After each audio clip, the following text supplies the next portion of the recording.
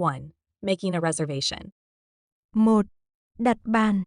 Hello, I'd like to make a reservation for 2 at 7 p.m., please. Hello, I'd like to make a reservation for 2 at 7 p.m., please.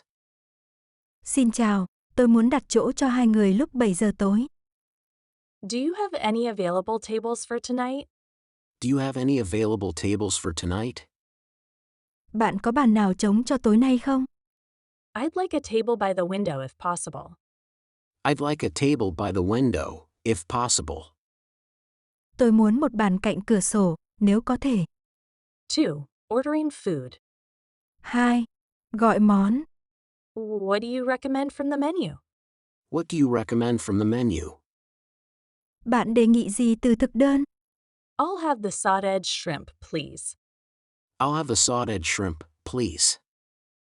Cho tôi xin tôm xào. Can I get that without MSG, please? Can I get that without MSG, please? Tôi có thể lấy món đó mà không có bột ngọt được không? Is it possible to make that dish mild? Is it possible to make that dish mild? Có thể làm món đó ít cay được không? 3. Asking for recommendations. 3. Yêu cầu khuyến nghị. What's the chef's special for today? What's the chef's special for today? Hôm nay đầu bếp có món gì đặc biệt vậy? Do you have any dishes for vegetarian? Do you have any dishes for vegetarian? Bạn có món ăn nào dành cho người ăn chay không? Which dessert would you suggest? Which dessert would you suggest? Bạn muốn gợi ý món tráng miệng nào? 4. Checking on the order. 4. Kiểm tra món gọi. Could you check on our order, please? Could you check on our order, please? Xin vui lòng xem lại đồ ăn của chúng tôi được không? We've been waiting for quite a while. Can you see when our food will be ready? We've been waiting for quite a while. Can you see when our food will be ready? Chúng tôi đã đợi khá lâu rồi. Bạn có biết khi nào đồ ăn của chúng tôi sẽ sẵn sàng không? Is my dish coming soon? Is my dish coming soon? Món ăn của tôi sắp tới chưa? 5. Compliments. 5. Khen ngợi. The food is delicious. The food is delicious. Món ăn thật là ngon miệng. The dessert is excellent. The dessert is excellent. Món tráng miệng thật tuyệt vời. 6. Asking for the bill. 6.